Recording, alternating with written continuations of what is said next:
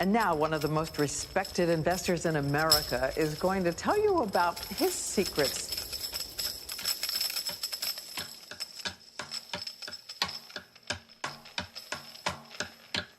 Warren Buffett. It's the sound of money.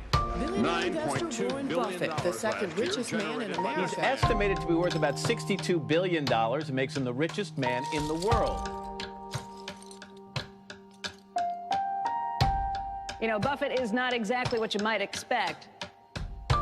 Even though he's in the money business, he doesn't even own a calculator or a computer. He takes the long view, and it's made him billions, many billions.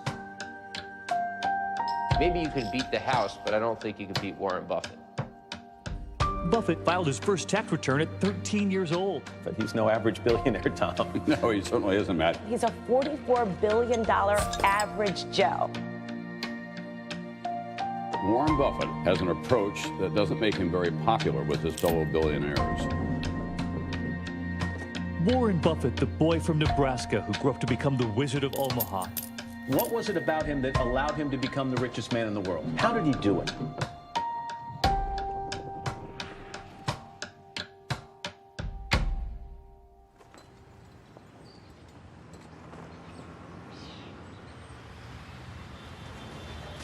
"70 years ago, I was in high school, almost a third as long as the country has been around.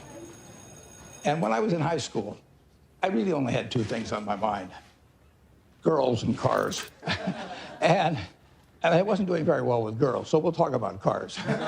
But let's just imagine that when we finish, I'm going to let each one of you pick out the car of your choice.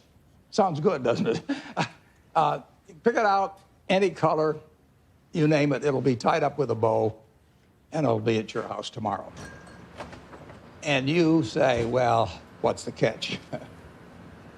And the catch is that it's the only car you're going to get in your lifetime. Now, what are you going to do knowing that that's the only car you're ever going to have and you love that car? You're going to take care of it like you cannot believe. Now, what I'd like to suggest is you're not going to get only one car in your lifetime, but you're going to get one body and one mind, and that's all you're going to get. And that body and mind feels terrific now, but it has to last you a lifetime. I'm on the way to the office. It's all of a 5-minute drive. I've been doing it for 54 years. One of the good things about this 5-minute drive is that on the way there's a McDonald's, so I'll pick up something. Good morning. Thank you for choosing McDonald's. Go ahead and order whenever you're ready. I'll have a sausage McMuffin with egg and cheese. Anything else? That's it. Thank you. And I tell my wife, as I shave in the morning, I say either 261, 295, or 317. And she puts that amount in a little cup by me here, and that determines which of 3 breakfasts I get. Okay, 295. There's How the you 2. doing, sir? Hey, great. You're on candid camera. I see. Hello, everybody. When I'm not feeling quite so prosperous, I might go with the 261, which is 2 sausage patties, and then I put them together and pour myself a Coke. Hi, how are you? 317 is a bacon, egg, and cheese biscuit, but the market's down this morning, so I think I'll pass up the 317 and go with the 295.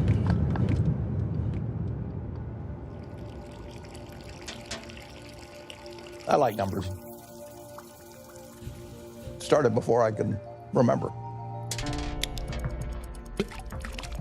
It just felt good working with numbers. I was always playing around with numbers in one way or another, and it was fun to have a bunch of guys over and have them betting on which marble would reach the drain first. I had a lot of energy as a kid. I was inquisitive, and I was the youngest one always in the class because I'd skip. I've always been competitive.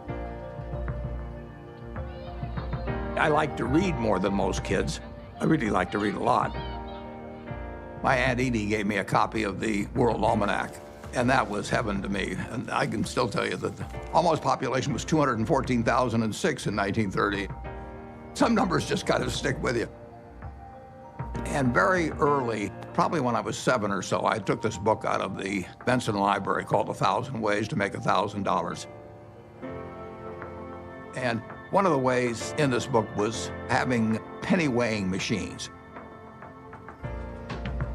And I sat and calculated how much it would cost to buy the first weighing machine and then how long it would take for the profit for that one to buy another one. And I would sit there and create these compound interest tables to figure out how long it would take me to have a weighing machine for every person in the world. I had everybody in the country weighing themselves 10 times a day, and me just sitting there like John D. Rockefeller's weighing machines. The allowance when I was a little boy was a nickel a week, but I liked the idea of having a little more than a nickel a week to work with, and I went into business very early. I started selling Coca-Cola door to door, I sold gum door to door, or sold Saturday Evening Post, Liberty Magazine, Ladies' Home Journal, you name it. I think I enjoyed the game almost right from the start. But I like being my own boss. That's one thing I liked about delivering papers. I could arrange the route I wanted. Nobody was bothering me at 5 or 6 in the morning.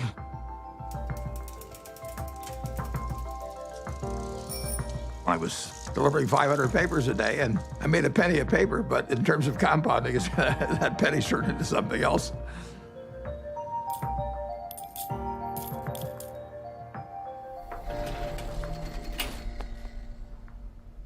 Einstein is reputed to have said that compound interest is the 8th wonder of the world or something like that. And it goes back to that story you probably learned when you were in grade school where somebody did something for the king and the king said, "What can I do for you?" And he said, "Well, let's take a chessboard and put 1 kernel of wheat on the first square and then double it on the second and double it on the third." And the king readily agreed to it. And by the time he figured out what 2 to the 64th amounted to, he was giving away the entire kingdom. So it's a pretty simple concept, but over time, it accomplishes extraordinary things.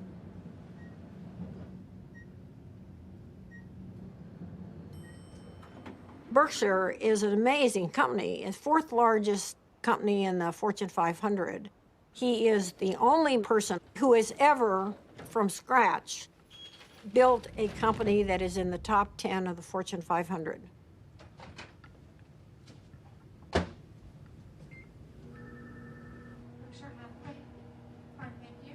Well, Berkshire is a holding company of sorts. It owns a large number of separate businesses that operate independently of each other and, to a great extent, from the parent company, Berkshire Hathaway. My favorite green gold, so strong. All right, well, we're going to get more from you in a second. We have maybe 70, maybe 80 businesses, and we ask them to behave in a way that doesn't hurt our reputation at Berkshire Hathaway, but they run their own lives. Other people do most of the decorating of the office, so various things come in. Originally, when I moved in 1962, you can see this. I went down to the South Omaha Library, and I think for $1, I got 7 copies of old New York Times from big times like the Panic of 1907. This is one, 1929, obviously. But I wanted to put on the walls days of extreme panic in Wall Street, just as a reminder that anything can happen in this world. I mean, it's instructive art, you can call it.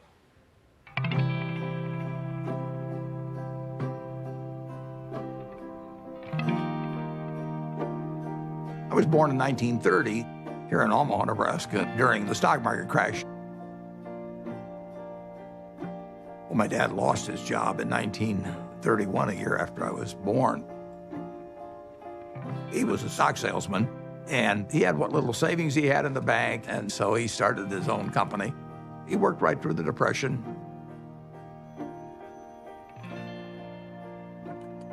He had an investment company, and as an adult, when I look back, I thought, wow, did that ever take a lot of nerve? Sometimes we'd go down there on Sunday and we could play with the adding machine. My brother and I tended to play the games together. And I remember at one point, he said to me, I'm going to be a millionaire by the time I'm 30 or something like that. It was totally outside of anything my family had experienced, but he just was unusual that way. Well, I was the oldest, and then my brother, and then my sister. And my father would go to New York periodically to check on businesses and stocks and things like that. And he'd come back, he always had a costume for each of us, and Warren loved it. He was very good-natured. He was quiet. It was hard to tell he was a genius at that point. But, I mean, who was looking? The first books I read on investment were actually in my dad's office. Pretty soon I read all the books in the office and read some of them more than once. My dad had various nicknames for me. He'd call me Fireball sometimes because I'd start little businesses. He didn't care about money at all. He believed very much in having an inner scorecard and never worry about what other people are thinking about you. You know, just if you know why you're doing what you're doing, that's good enough. I admired everything about him to the extent that I was absorbing lessons from him without knowing it. And the idea that all lives have equal value is something that all three of his children felt since I can remember. My dad, at one point, ran for Congress when I was 12 or so. It was a very Republican household. I campaigned for him, my sisters campaigned for him. The whole family did. My mother was very, very bright, and she was very gregarious. She was a good campaigner for my dad. She had a lot of ambition, and I think my brother Warren got a lot of his extreme competitiveness from my mother, actually. She was brilliant at math. You know, I guess they still had these things where you crank them and things added up, and she could add it in her head faster than the machine could do it. She was absolutely amazing in that. She was very dutiful about taking care of the kids, but you didn't get the same feeling of love. It was there, but it didn't come out the same way as with my dad. In the nation, the only permanent way to prosperity is a balanced budget.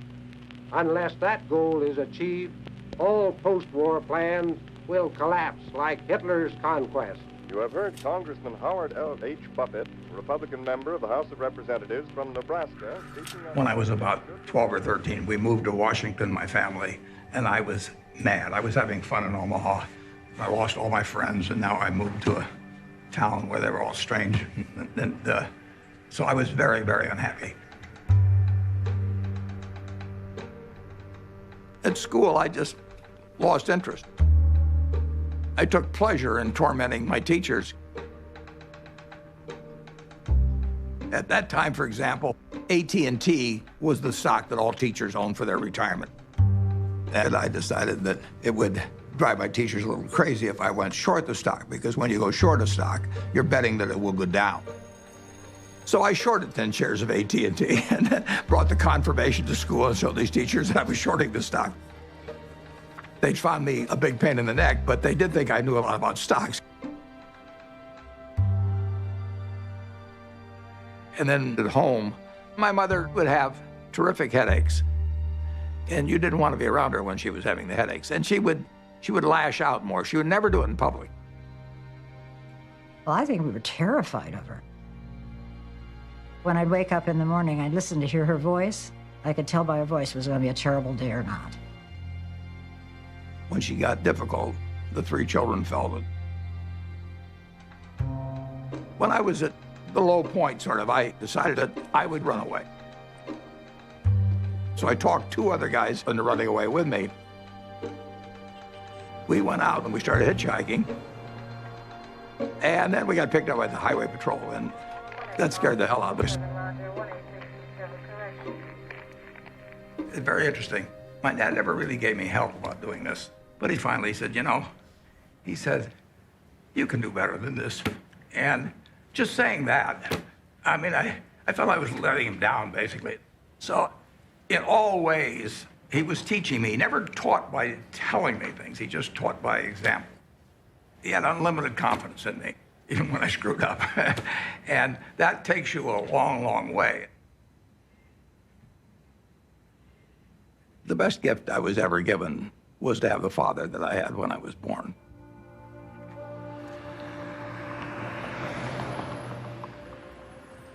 I didn't want to go to college. I was 16 when I got out of high school, and I was buying stocks. I mean, I actually was having a pretty good time, and I didn't see that there really was much to be gained by going to college, but my dad kind of jollied me into it. He had a roommate who was a friend of mine, and the roommate said it would just drive him crazy because he studied all the time, and Warren would come in like 15 minutes before the exam and just ace his way through it.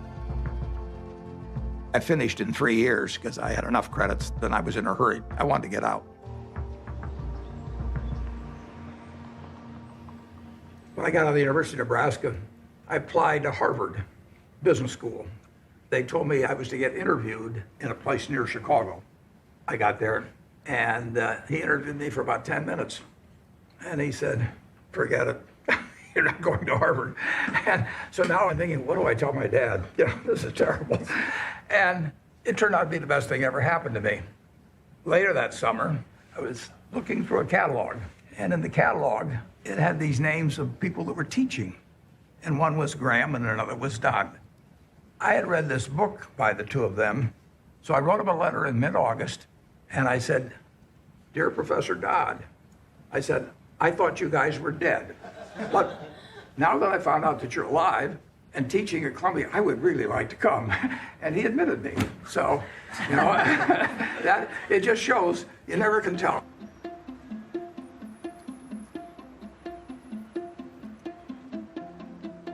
Gentlemen, that's Graham. Ben was this incredible teacher. I mean, he was a natural, and he drew us all in. Our Wall Street professionals are more accurate in the shorter term than the long-term forecast. Well, our studies indicate that you have your choice between tossing coins and taking the consensus of expert opinion. And the results are just about the same in each case. It was like learning baseball from a fellow who was batting 400. It shaped my professional life. There are 2 rules of investing, according to Warren, and he learned this from Ben Graham. Rule number 1, never lose money. Rule number 2, never forget rule number 1. Ben Graham basically coined the term value investing. He believed in careful scrutiny of a company's financial statements, and that if you bought value, it would eventually prove out. A few years ago, I went to Amazon, and sure enough, they had this manual there. So while reliving my youth, other guys were going to Amazon probably and buying old Playboys or something, but I bought old Moody's manuals instead. And when I got out of school, I started selling stocks. I was 20 years old at the time and looked about 16 and acted about 12. So I was not the most impressive salesperson anybody ever met. But what I would do was I went through page by page looking for possibly undervalued stocks. Is this like going through an old family album? Better.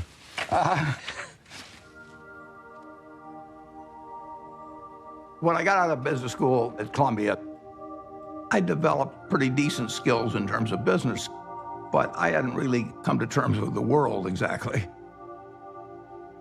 What were you like around girls back then? Bad. I was sort of out of the swing of things there for a while. I went to my 60th reunion. There's a girl there. I took her out one time to the Uptown Theater in Washington, and I asked her whether she remembered what movie we saw, and she said, no, I don't remember that. And then she said, but I do remember one thing. And like an idiot, I said, what was that? And she said, well, you picked me up in a hearse. And it was true that I owned a half interest in a hearse when I was in high school, which was not the smoothest thing, or coolest, as they would say now, the thing that you could do on a date. There were 2 turning points in my life. Once when I came out of the womb, and once when I met Susie, basically. She was the girl, yeah.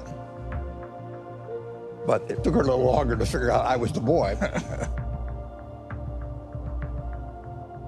I was going to be his youngest sister's roommate at Northwestern. So I walked into their house, and he was sitting in this chair, and he made some sarcastic quip. So I made one back. I thought, who is this jerk? And that's how we met, yes.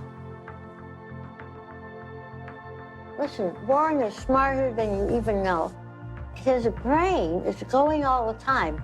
And my dad said to me, now you have to understand about him. You're not going to have discussions with him like you would most normal people. But he has a heart of gold. He was just totally enamored of her, and why not? And she of him. She'd sit on his lap all the time, and he'd stroke her hair. It was softening him. Susie was really kind, considerate, and she was the balancing force.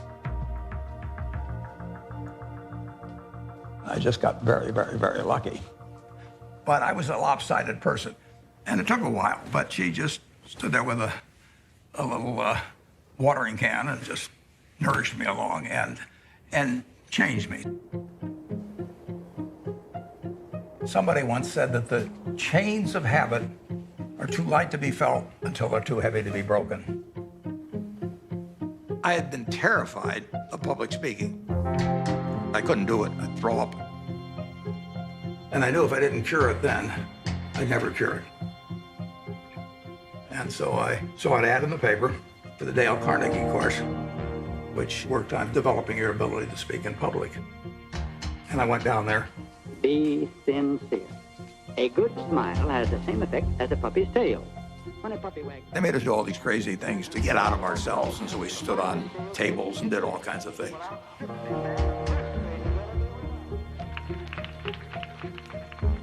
If I hadn't have done that, my whole life would have been different. So in my office, you will not see the degree I got from the University of Nebraska. You'll not see the master's degree I got from Columbia University, but you'll see the little award certificate I got from the Dale Carnegie course. As a matter of fact, every week, the instructor would give a pencil to whoever had done the most with what we'd learned the week before. And so in the fourth or fifth week, I proposed to her mother, and she said yes. And so that week, I won the pencil, and I also got engaged. I mean, it was an incredible week.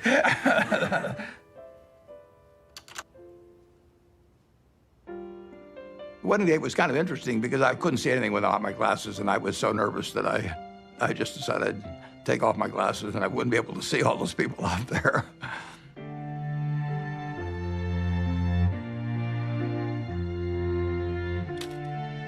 She was 19 when we got married, and I was 21. But she was so much more mature than I was, there's no comparison.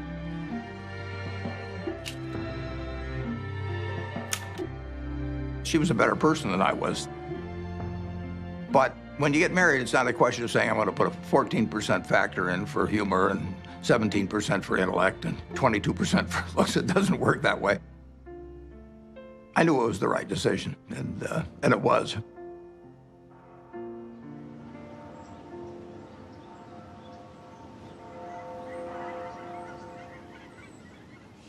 You could live anywhere in the world. Why do you choose Omaha, Nebraska? Yeah, I love it. I was born about a mile from here, and I've never had a bad experience in Omaha.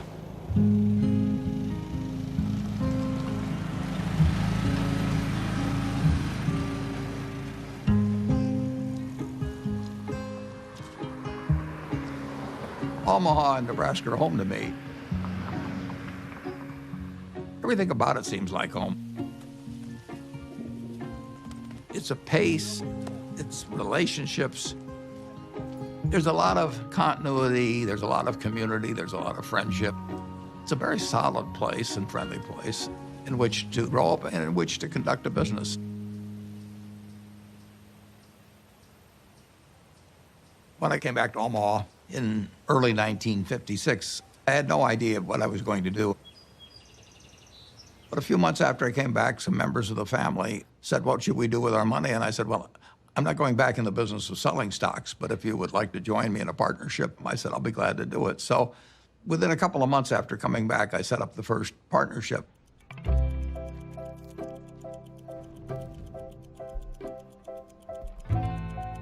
I wrote all the checks individually. I filed 11 income tax returns. I took delivery on stocks for all the different companies. I was a one-man band there for 6 years.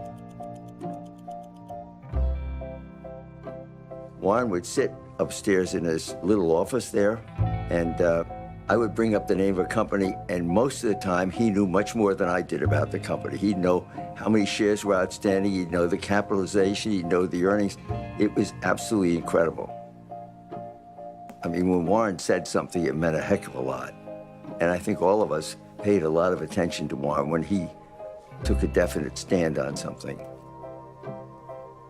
When I first met Warren back in 1959, I recognized immediately that he was a very intelligent person. For the last 4 or 5 years, the stock market has been booming along and presumably forecasting better business, which has really not materialized. So maybe the stock market is really correcting a previous incorrect forecast this time rather than making a new correct one. He made a lot of money buying thinly traded securities that were incredibly cheap statistically. Warren was at that time dealing with small companies, and his investments often were to buy a company that you could figure was a discarded cigar butt, but it had one more smoke in it. And he wanted to buy at the right time to be able to benefit from the one smoke. The first partnership started with $105,100. I put up the 100 and the other people put up the 105,000. And then at the start of 1962, I moved to Kiewit Plaza. And by the time I moved to Kiewit Plaza, we had $7 million invested, and a fair amount was profits. I was then renting a house. I never owned a house to that point. And then 2 years later, I bought the house I live in today in 1958.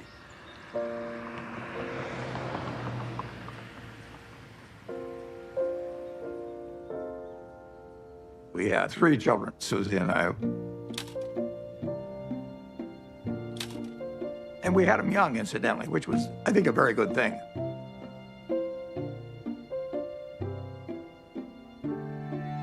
My daughter Susie was born here. I named her Susie just like that as soon as I looked at her, because she looked just like her mother. And she was a cinch. And then Howie was, this absolute bundle of energy, which made things very difficult for Big Susie for a while. Peter again reverted back to Susie's personality, and he was an easy child.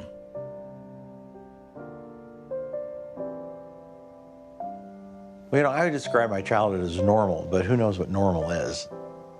People often think, well, Warren Buffett was this famous rich guy. He was not famous and he wasn't rich when we were growing up. What I saw first and foremost, day in and day out, was consistency. Every day we'd hear the garage door close in the house, and then like clockwork, my dad would come in the door, I'm home, and we'd all eat dinner together, which I think surprises a lot of people. My dad, he used to rock me to sleep at night and sing Over the Rainbow. So I have this insanely sentimental attachment to that song. I've always had a really close relationship with him.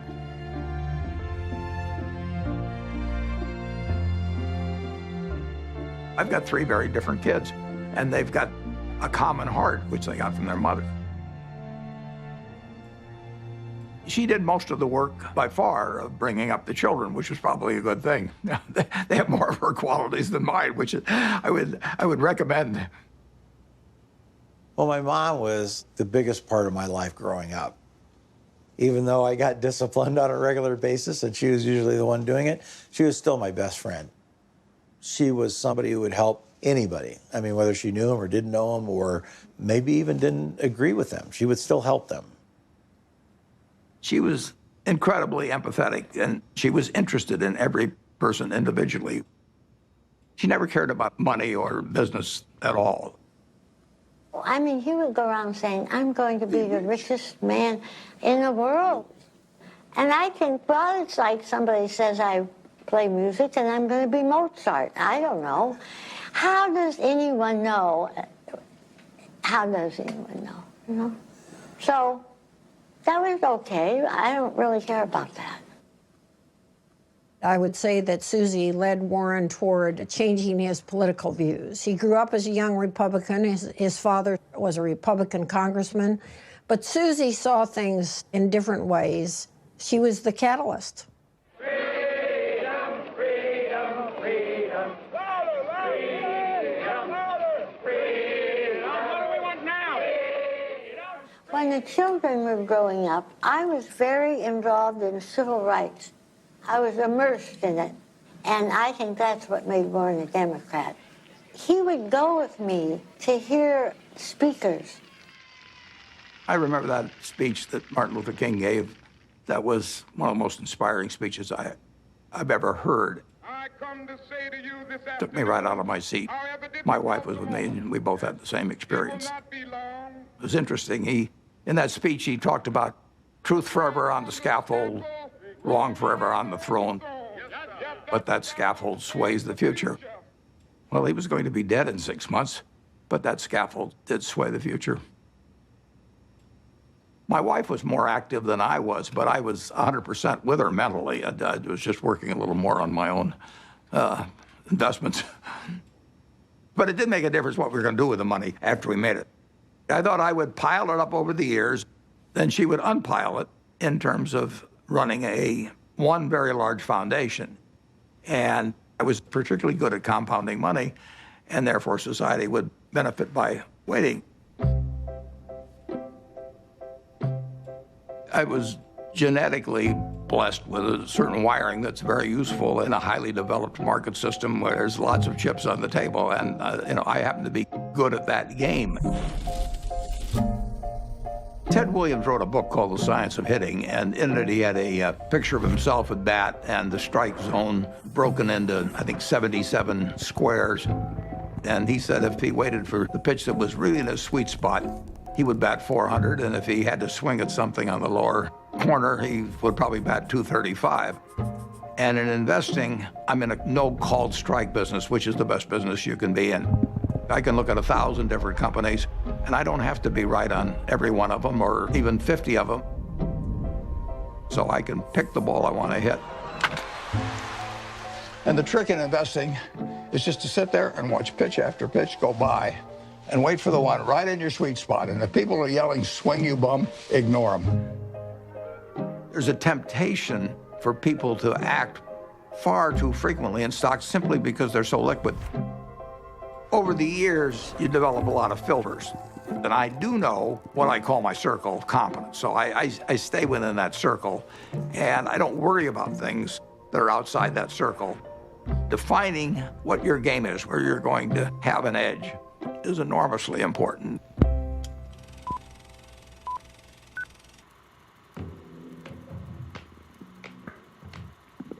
I bought the first shares of Berkshire in 1962, and it was a northern textile business destined to become extinct eventually. And it was a statistically cheap stock in a terrible business.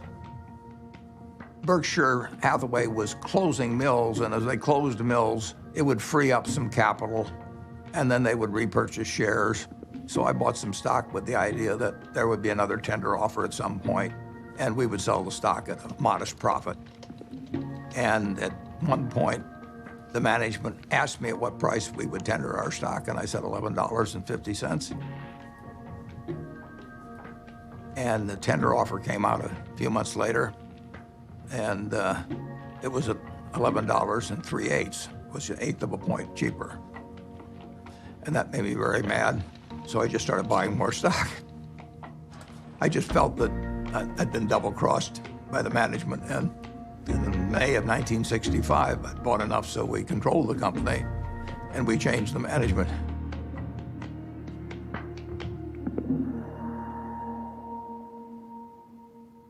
That was a pretty silly way to behave, as Warren has recounted in retrospect. One of the reasons Warren's successful is he's brutal in appraising his own past. He wants to identify misthinkings and avoid them in the future. But it was an accident that he chose Berkshire Hathaway. If the chairman hadn't tried to cheat him out of an eighth, there wouldn't have been any Buffett-Berkshire Hathaway history. If you're emotional about investment, you're not going to do well. You may have all these feelings about the stock has no feelings about you. Looking back, it's interesting, that tender offer, I didn't realize it, but it happened about 5 days after my dad had died, and whether that had affected me or not, I don't know. Do you remember your last conversation with your father? Yeah, but I don't want to talk about it.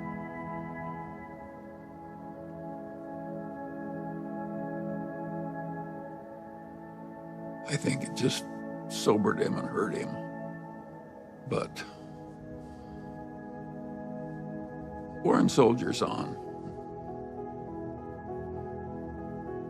Both Warren and I could look at our fathers and see what they did right and what they did wrong. Warren's father was a real old-fashioned right-wing ideologue. And his father was so intense about it that Warren just decided that it was a mistake. It cabbaged up your head to be that much of an ideologue. So he loved his father, but he didn't want to become that much of a true believer in anything. My politics became more overt after my dad died. Civil rights changed my views. You know, in 1776, Thomas Jefferson wrote, "All men are created equal," and then when they wrote the Constitution, they all of a sudden decided that, no, it was just 3/5 of a person if you were black. I mean, that struck me as kind of crazy. I was talking to him one day about some racial issue, and he said to me, "Wait till women discover they're the slaves of the world." Now, how many men were cognizant of that, and even women then? The initial example is really my mother. She came from a generation where the main function of the wife was to help her husband in the job. And my sisters are fully as smart as I am. They got better personalities than I have, but they got the message a million different ways that their future was limited, and I got the message that the sky is the limit. And it wasn't due to a lack of love or anything of the sort. It was the culture. On the other hand, you can look at the flip side of that and say it's quite encouraging, because if you look at what this country accomplished only using half of its talent, you know, just think of the potential for the future. I'm enormously bullish on America over the future, and part of the reason is that we, by some rather stupid decisions, essentially put half our talent on the sidelines. Warren is probably the most rational person I've ever met. Charlie Munger would be a close rival. And Charlie became a man that Warren depended on heavily. And I think his first experiences in the discarded cigar butt era convinced him that it was not exactly where he wanted to be. He'd made so much money for so long doing what he'd been taught by Ben Graham, which is to buy these very cheap stocks. And if they were cheap enough, he didn't care it was a lousy company and a lousy management. He knew he was going to make money anyway just because of the cheapness. Charlie Munger has had a big impact on me in moving me toward looking for wonderful companies at fair prices rather than fair companies at wonderful prices. And that was enormously important because it enabled Berkshire to scale up in a way that would have been impossible to do otherwise. Yep. What are the key indicators you look for within companies before making an investment? Well, I look for something that does give them a moat around it. We have a company called See's Candy out on the West Coast. See's Candy is boxed chocolates.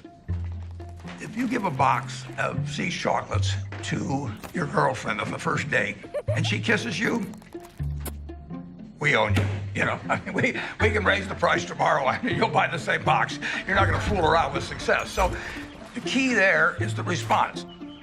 You do not want to go home on Valentine's Day and say to your wife or your sweetheart, preferably they're the same person, you don't say, here, honey, I took the low bid. It doesn't work. Price is, to a degree, is immaterial. If you've got an economic castle, people are going to come and want to take that castle away from you. And you better have a strong moat. You better have a knight in the castle that knows what he's doing. You're not buying an asset, you're buying a name, you're buying a brand, you're buying a real franchise here. And Charlie was more responsible for that than anybody. We were mental partners right from the moment we met. I want to know, going back 50 years, what it was like when you first met Warren. Well, I thought he was a prodigy. And I got a lot of criticism. My wife said, why are you paying such enormous respect to that young man with a crew cut who won't eat vegetables? He's ungodly smart. He's got a much broader intellect than I do. And he's magnificent at being able to condense important ideas into just a very few words. If you're not interested in the economic scene right now, you're mentally dead. Charlie has no tact. All right, let's talk a little bit about bankers. Charlie on Friday compared them to heroin addicts. Yeah, well, that's colorful, Charlie, but I would not have chosen that. I once wrote of him that when they handed out humility, he didn't get his fair share.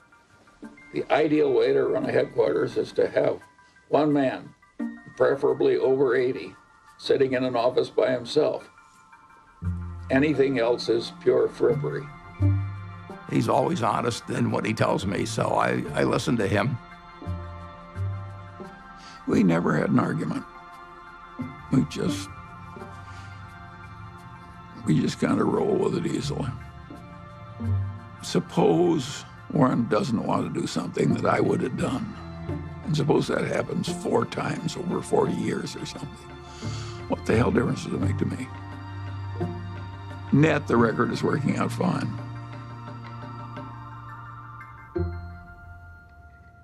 Both of us know that we've done better by having ethics.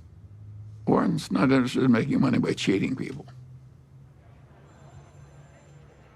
Warren's opinions of Wall Street investment bankers would not endear him to their mothers.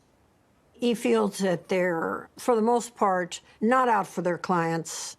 They're out for their own business interests. In the late 1960s, there were just a flood of accounting shenanigans and mergers built upon false accounting and misleading people. It was a time when a lot of charlatans were prevailing in Wall Street and were being applauded by Wall Street. And I understood what the game was about, but I didn't want to play in it. So I closed down the partnership at the end of 1969, and I took on the title of chairman for Berkshire Hathaway. Well, I think the modern Berkshire is pretty much all a reflection of Warren. I have constructed a business that fits me. It's kind of crazy to spend your life painting if you're painting a subject you don't want to look at. I've gotten to paint my own painting in business on an unlimited canvas, in a way. It's a different sort of place.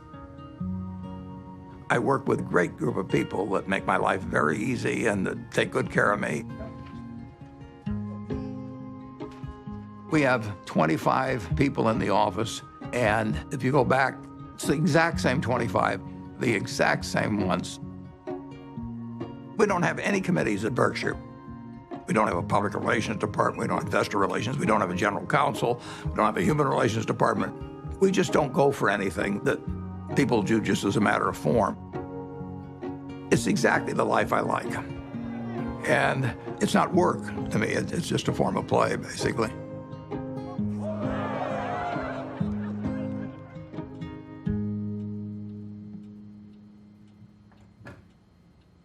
Well, I like things quiet. I shut the door, actually, at the office because I don't want to hear anybody talking outside. And I still probably spend 5 or 6 hours a day reading. Well, what's amazing is the stuff he remembers. It's like a little computer, you know. I keep thinking the hard drive will run out of space, but it doesn't. He's one of the smartest people we know. So I was at a couple of the family dinners at the Gates house where Mary, Bill's mom, was trying to convince him to come out to the family place at Hood Canal to meet Warren Buffett. And he was resisting because he was really busy with Microsoft. And finally he said, Mom, okay, I'll come for lunch. So the two of us flew out there somewhat reluctantly because, you know, buying and selling stocks, which is how I thought of Warren, wasn't a particular interest to me and didn't seem like value added. It turned out that was completely wrong. We knew that day that we'd be very close friends. In fact, we just couldn't get enough of each other. Shortly after I met Bill Gates, Bill's dad asked each of us to write down on a piece of paper one word that would best describe what had helped us the most.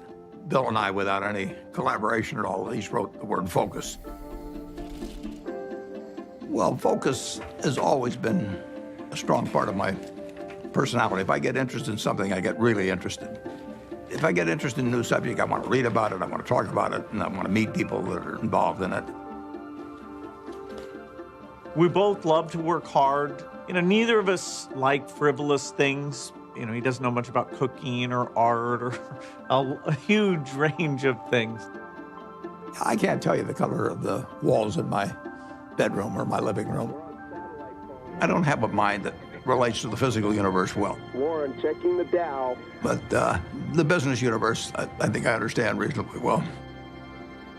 Warren's ability to size up people and businesses, it's a pretty magical thing. He is the best at that of anybody we know. We should all try to be 20% as good at that. I like to sit and think, and I spent a lot of time doing that. And sometimes it's pretty unproductive, but I find it enjoyable to think about, particularly about business or investment problems. They're easy. It's the human problems that are the tough ones. Sometimes there aren't any good answers with human problems. There's almost always a good answer with money.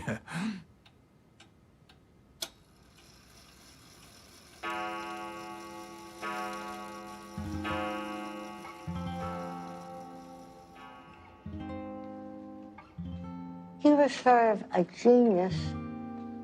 I think sometimes geniuses are by default lonely and isolated. He was not really well adjusted. He was just this funny, humorous guy who maybe had a moat around him because he was afraid and he didn't know anyone that he wanted to let in. And to this day, I don't know, well, nobody knows him like I do, and probably any wife would say that. But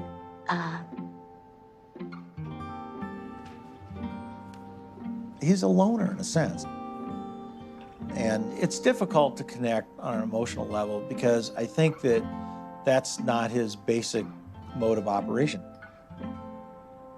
He was there physically, but he was upstairs reading all the time.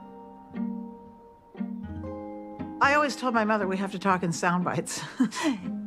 I learned that early on, that if you start, going into some long thing, unless you've explained to him ahead of time that it's going to be a long thing and you need him to hang in there, you lose him. You lose him to whatever giant thought he has in his head at the time that he was probably thinking about before you came in and really wants to get back to. He's not like the rest of us. I don't think my dad ever took anybody for granted, but you are a little bit blind, I think, sometimes to what other people might be doing behind the scenes. And my dad's gotten a little bit of a pass. Warren can't find the light switch, and it's probably my fault. One time, years ago, when the kids were little, I was feeling really sick. I had the flu, so I lay down on the bed, and I said to Warren, will you get me a pan or something from the kitchen? I may not get to the bathroom. I feel so sick. He said, okay. So he trotted down to the kitchen, and I hear this bang, biff, boom, bang.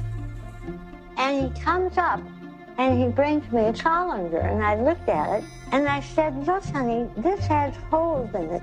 Oh, okay. So he ran down, all this banging with him. He comes up and he puts the colander on a cookie sheet.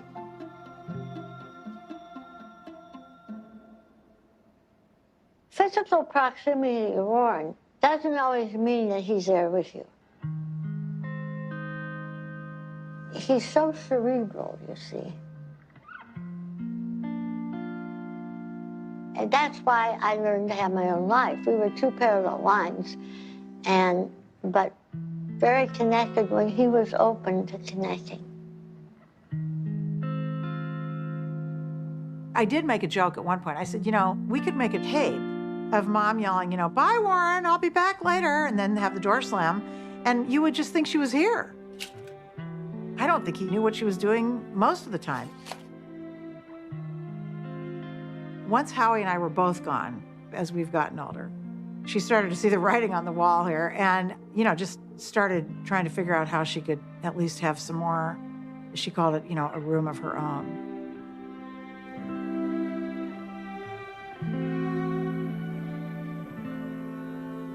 The worst mistakes involve not understanding other people as well as you might.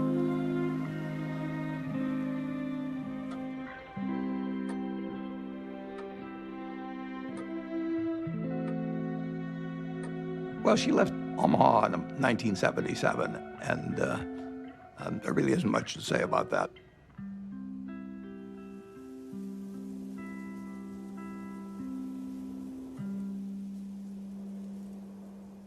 It was devastating for him.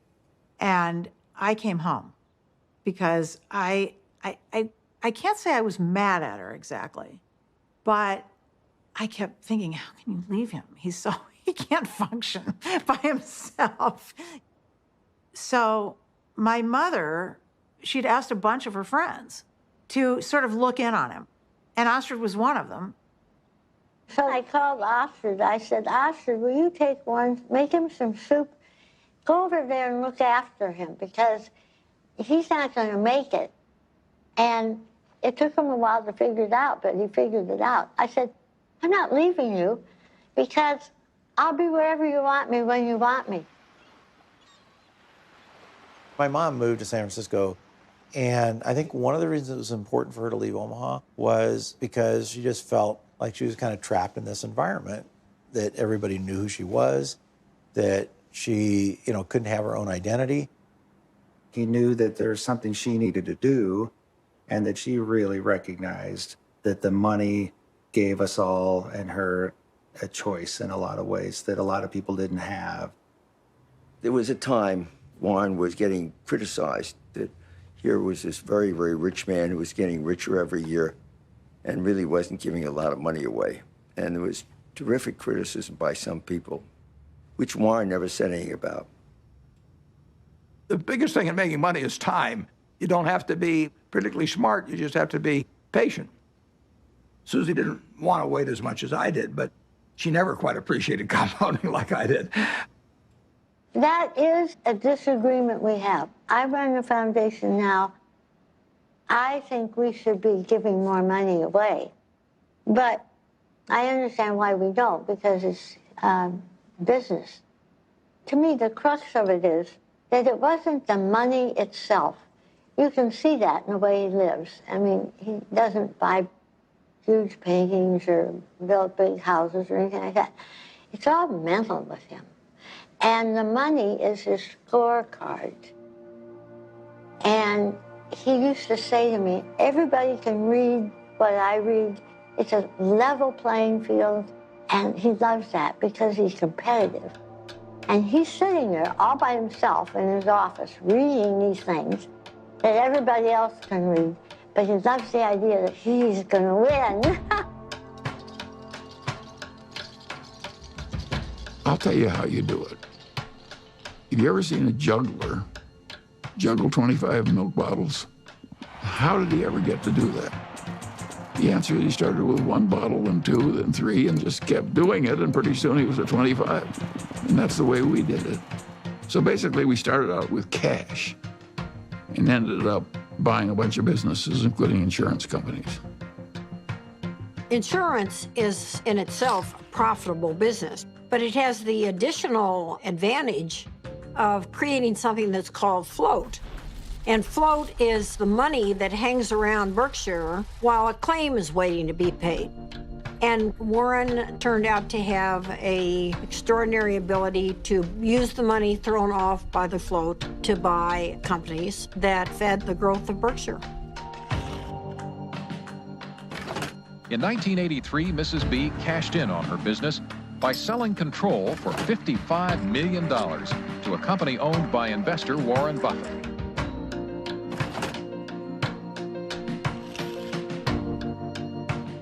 Warren was quite an expert about newspapers.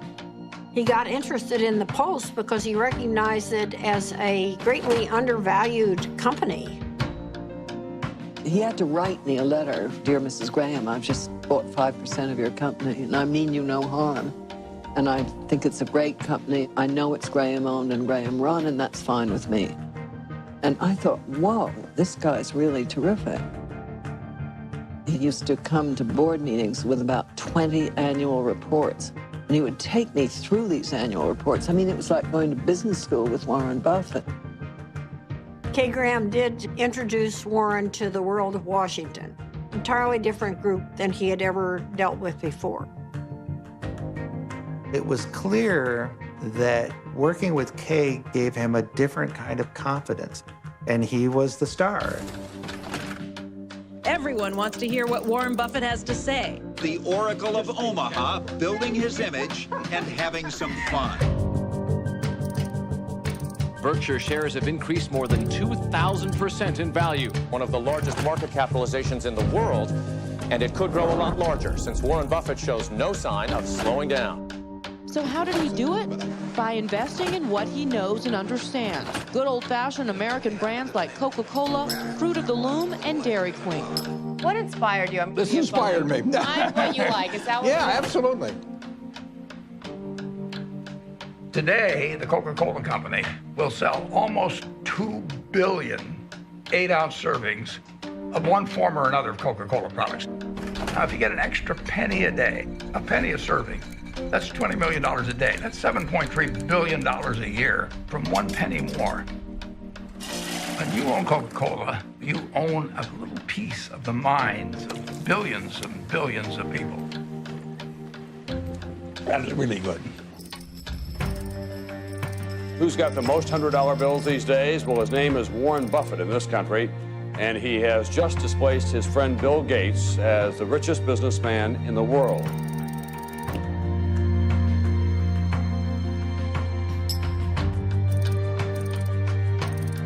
And the purpose of Wednesday's meeting was to discuss Buffett's company, Berkshire Hathaway's plan to purchase railroad giant Burlington Northern.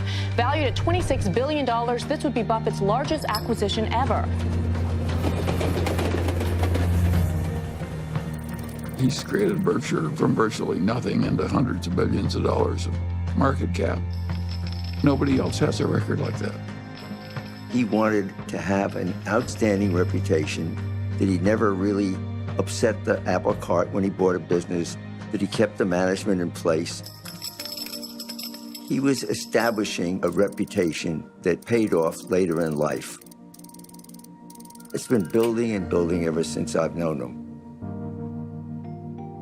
It takes 20 years to build a reputation, and it takes 5 minutes to lose it.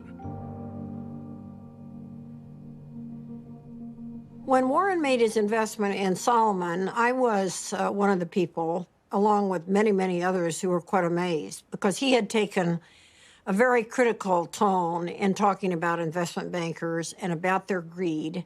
And here he was investing in one, Solomon Brothers, that was known to be a member of the club. Warren and Charlie went on the board, and Charlie couldn't stand what was going on there and didn't like the culture at all. And shortly after they got involved, the thing exploded.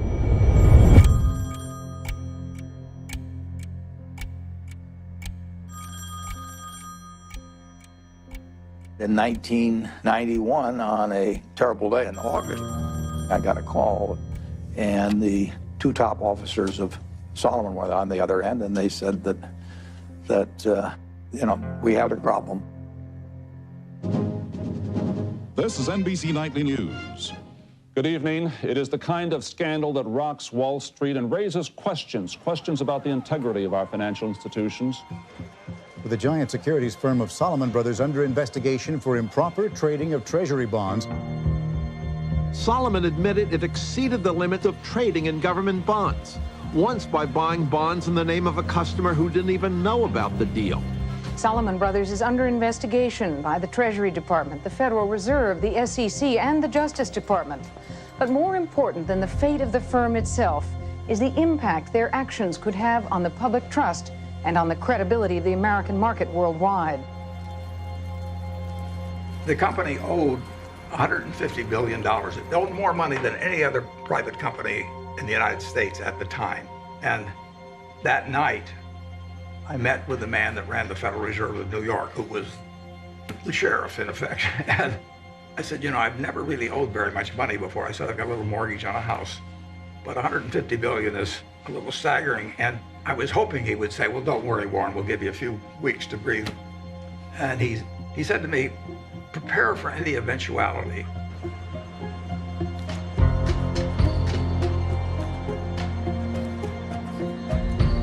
Earlier today, the U.S. Treasury Department announced that it had suspended Solomon Brothers from participating in the auction of new issues. It was one more jolt for scandal-scarred Wall Street. The Fed was in effect saying, you're an evil force and we don't want you trading our bonds. It was a huge turning point for Warren. And he believed that at that particular point, his reputation was on the line. Warren had 24 hours to make up his mind as whether he was going to go forward or just bow out. And I think at that point, Solomon Brothers could have gone into bankruptcy. And Warren stepped up and took responsibility. Okay, I'm Warren Buffett. I was elected interim chairman of Solomon Inc. A few hours ago at a board of directors meeting. Why was it necessary for you to step in, and what is your mandate of leadership? I think that it was necessary to step in because I would do whatever was needed to dig out any bit of information about what's happened in the past, and I would do everything I could to make sure that things are exactly right in the future. Are you satisfied that I had to convince the Treasury that what was done in the past was awful and stupid, and they had every right to be furious at us. But this firm employed 8,000 people, and it was going to go out of business unless they let us continue, basically.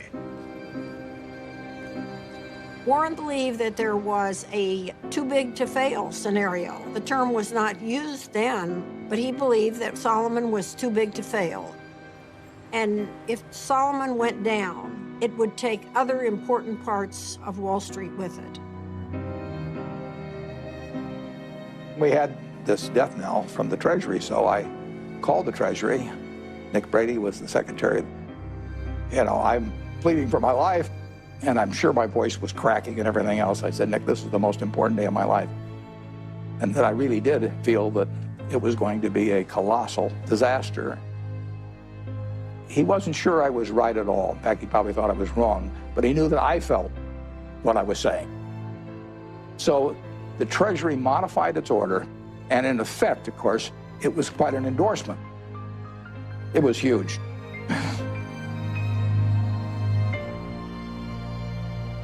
It saved Solomon. Nick Brady went with Warren because he trusted him. It shows how having a good reputation is really helpful in life. I thank you for the opportunity to appear before this subcommittee.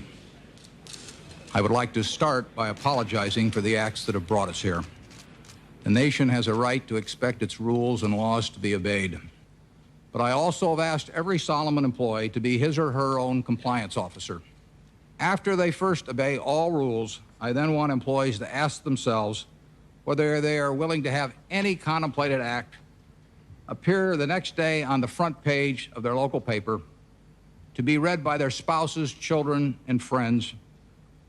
If they follow this test, they need not fear my other message to them. Lose money for the firm, and I will be understanding. Lose a shred of reputation for the firm, and I will be ruthless. I welcome your questions.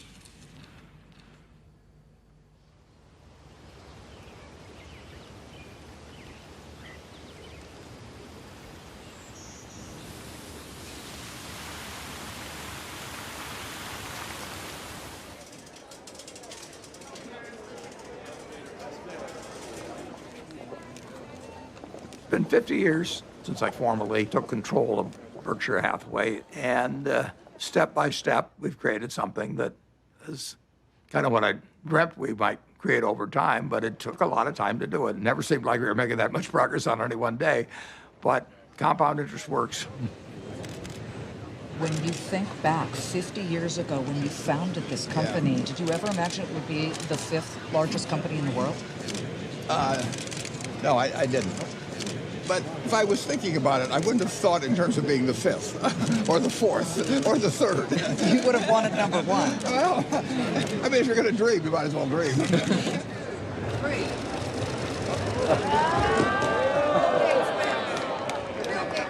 Well, a Berkshire Hathaway shareholders meeting is partly a fun festival. It's sort of a Mardi Gras for people that come every year. It's a chance for us to have a lot of fun and meet the people that have entrusted us with their money. Well, we used to have just 30 people in a cafeteria, and now we have this huge public spectacle. Celebration is part of making a group of people work well together. It's a celebration. We are glad you're here at our meeting. Be sure to check out our wares. We'll sell you C's candy and dilly bars and insurance for all of your cars, for it's buy all you see at the Berkshire Show.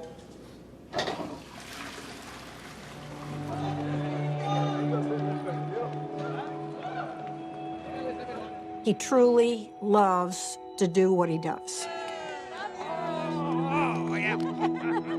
I think investors who own Berkshire Hathaway, they see themselves as a part of a community. There are more long-term holders of Berkshire than any company. People consider it a religion. They don't buy it with the idea they're going to sell it next week. I think most of them buy it with the intent of holding it for their lifetime, just like they'd buy a farm or buy an apartment house. At Berkshire, everybody gets the same information from the comprehensive annual report. We don't meet with the analysts. I'm not interested in what an analyst thinks about Berkshire. I'm interested in what the owners of Berkshire think about Berkshire. He came out of a private partnership where people he knew were trusting him. And he had his relatives in the partnership, and they were not rich. And as it got bigger, started treating everybody else the way he treated his relatives. In terms of our feeling toward the people who are shareholders, we regard them as our partners. They're not some faceless group of people, and that's why at the annual meeting, I love seeing 40,000 of them. It gives real meaning to what we're doing every day. Let's try. If you knew Susie like I know Susie, what a gal. We just have a lot of love and respect for each other, and that's never changed. I don't go to most things in Omaha because I think Astrid lives there with him, and that's for her to do. And then we do all kinds of things. Strange as it may seem to people, I always think, who cares? If it's working between the people who are directly involved, who cares what anyone thinks? And my mother and Astrid were very close. They really, really loved each other. And I think that my mother was glad that she was there because she loved my dad. She wanted him taken care of and happy, and there's no one better than Astrid. I mean, she loves my dad. She wouldn't care if he had 1 cent. Well, Astrid has lived with me for a long time. She's done wonders for me. It worked well, but I don't think it'll work for lots of other people necessarily. Susie and I loved each other and we admired each other, and we were totally in sync with what the other was doing, but we were two different individuals.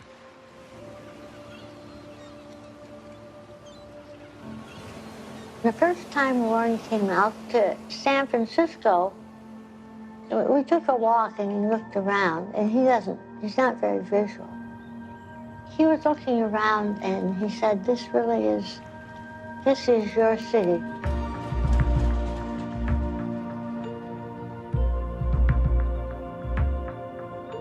I am so drawn to color and light and form and nature that he thought it was a good place for me. Over the years, I've developed a better understanding of human nature. I can learn a lot about investments out of a book, but I don't think you can learn as much about human beings. You really need some experiences, and I'm wiser in that respect than I was 40 or 50 years ago, even though I can't rattle off numbers the same way I used to be able to.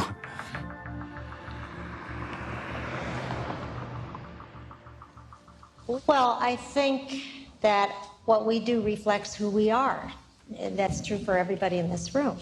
And if you do the work I do, you meet the best human beings in the world. People who've made a choice not to make money, but to serve other human beings. I think it's the best kind of life anyone could have. I was with her in Arizona at this Fortune Most Powerful Women's Conference, and she told me that she'd had a biopsy the day before, and I didn't really think much of it. Then we got home, and the biopsy results were not good. It was stage 4 oral cancer. I was on my way to a board meeting in India, and I remember saying to her, I'll see you when I get back. And she rarely cried, and she just started crying. I said, no, you need to stay here, and you need to come out for the operation. So we were all there, and the day she was going into the surgery that morning, my dad, it's funny, there's some of it he just can't, he just can't. The thought of something happening to her was just, for him, it was just the worst thing that could happen. She knew it was going to be really difficult. She knew the recovery was going to be brutal. So I think that she had that surgery for others. It was quite a big surgery. She couldn't talk, she couldn't swallow, she couldn't eat. But she came out, and I really was with her for the next 4 months or so. And my dad came out every weekend.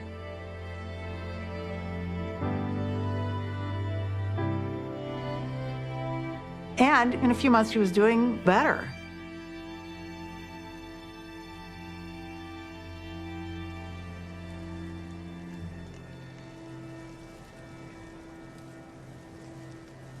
She and my dad had gone to Cody, Wyoming, which they did every year with a bunch of friends.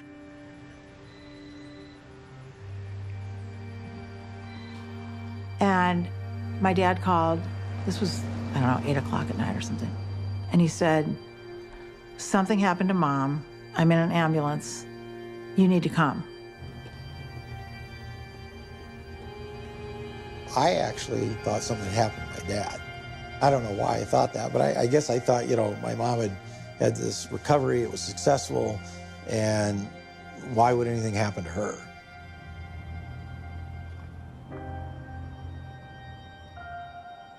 It was horrible. And a total shock. She'd been fine. She'd been fine. They went off to Cody, and she was fine, and they were having dinner, and, she didn't feel well after dinner, and she had the stroke.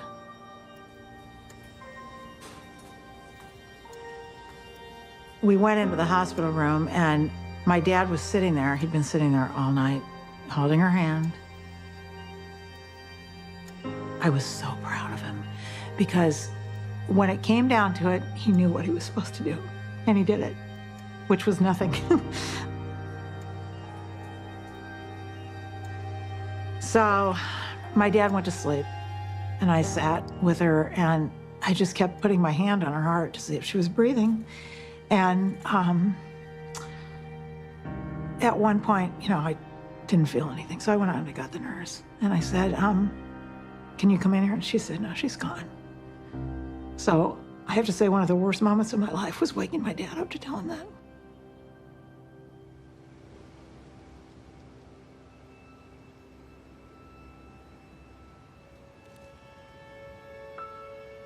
It's a very strange thing, love. You can't get rid of it. If you try to give it out, you get more back. If you try to hang on to it, you lose it.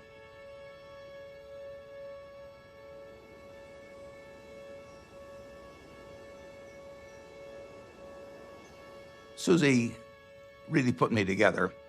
She believed in me. She put me together, and well, not only turned out to be the person I've turned out to be, but I actually wouldn't have been as successful in business without that.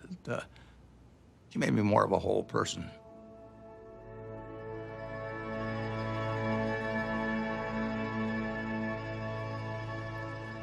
He went dark, essentially quiet and inward for a certain amount of time. You know, my dad is a solitary guy, and he had lived essentially a solitary life in a lot of ways. I think it came down to him figuring out how he was going to get through this tunnel and get out the other side.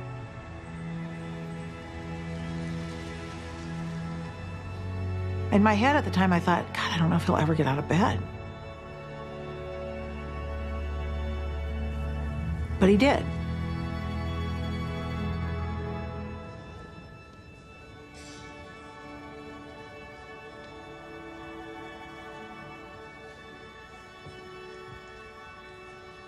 Welcome. I'm Patty Stonecipher, the CEO of the Bill and Melinda Gates Foundation. And we appreciate you coming today, especially since I sent a very vague and very late notice to ask you to come to a conversation with Bill and Melinda on the future of philanthropy. So let's get on with it. I have the pleasure of introducing a good man whose great decision is going to change the world, Warren Buffett.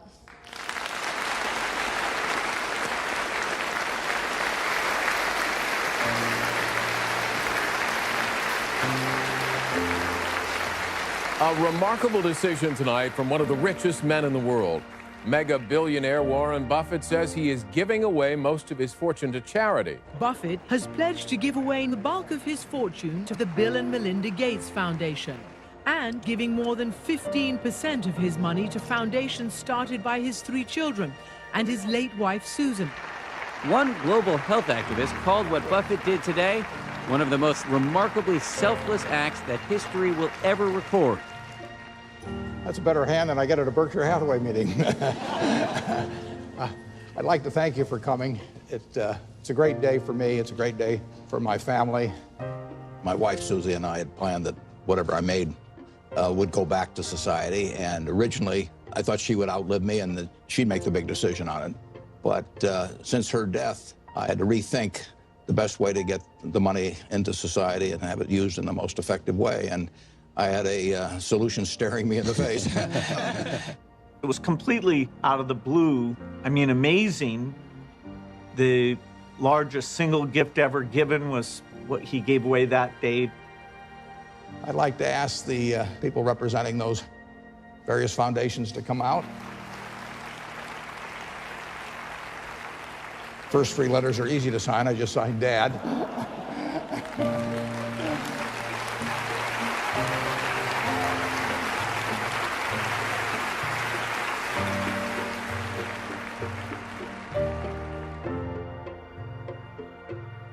When he wrote the letter to us, he put something in that letter that was incredibly important to me, which was exactly how our foundation behaves, which is if you're gonna try to bat 1,000, you won't do very many things that are important. But if you're willing to basically strike out a few times, you can really change something big. ICCN! Well, I feel terrific about the fact that my 3 children each run a separate foundation that combines their special interests, whether it's early education or whether it's farming in areas where people's techniques for using small plots of land could use a lot of improvement. All kinds of ways, vaccines, you name it. More powerful than Buffett's gift is the message he's sending to other wealthy Americans, that those who have the least in this world should benefit from those who have the most.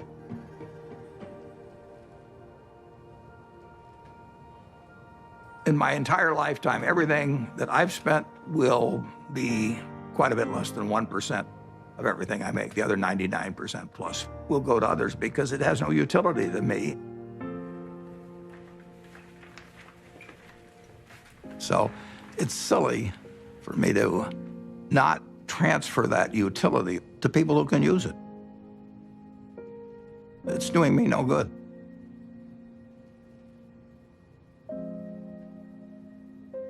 I am so proud of what we do. I almost cry at every board meeting because I just think she would be so proud. And that is my biggest job, in my opinion, is to make sure that every penny gets spent the way she would want it spent. Whoever you are in this life, you don't want to think you wasted a lot of your energy and love and time on something useless.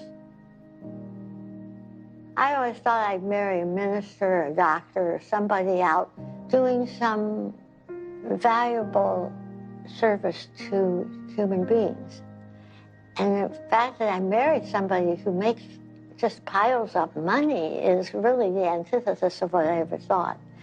But I know what he is, and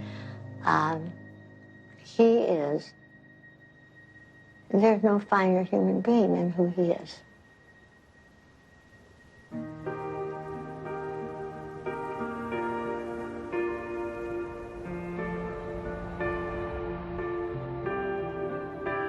The truth is that I'm here in my position as a matter of luck.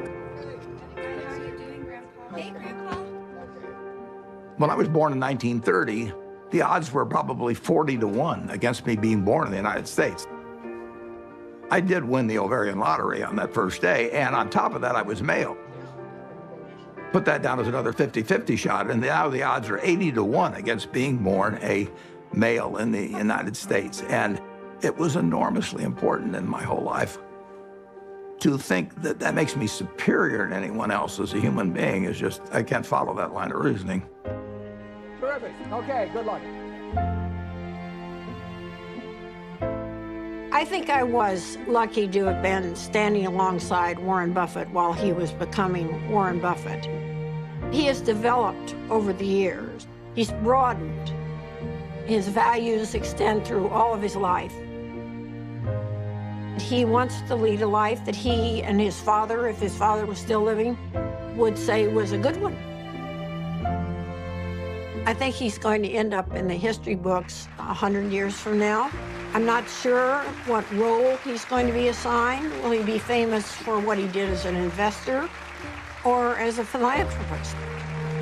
But Warren said that his ambition in life is to be a teacher. The world is a great movie to watch, but you don't want to sleepwalk through life. The important thing to do is to look for the job you would take if you didn't need a job. And life is wonderful then. I mean, you know, you jump out of bed in the morning because you're really looking forward to the day. I have, for over 60 years, been able to tap dance to work just because I'm doing what I love doing. And I just feel very, very lucky. Okay, class dismissed.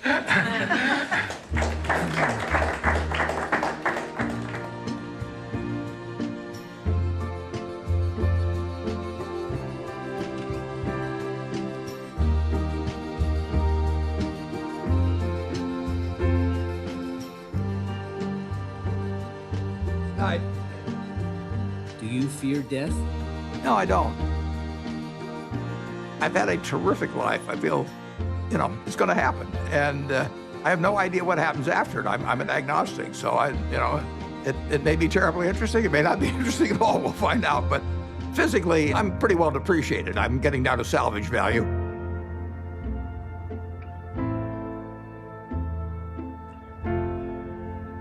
But it really doesn't make any difference at all. It doesn't interfere with my work. It doesn't interfere with my happiness. It doesn't interfere with my thinking.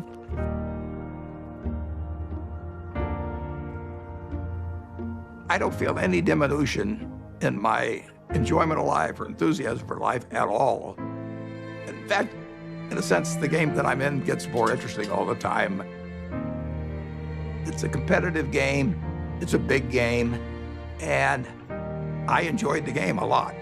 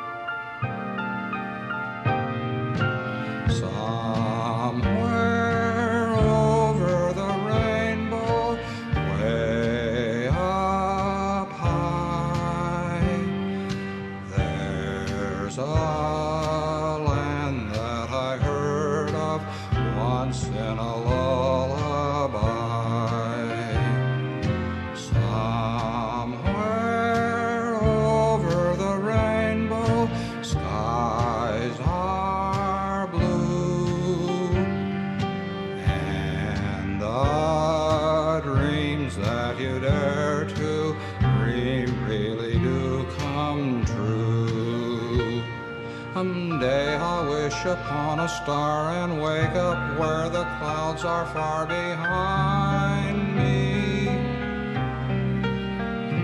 where troubles melt like lemon drops away above the chimney tops. That's where you'll find me, somewhere over the rainbow. Birds fly over the rainbow. Why then, oh, why can't I?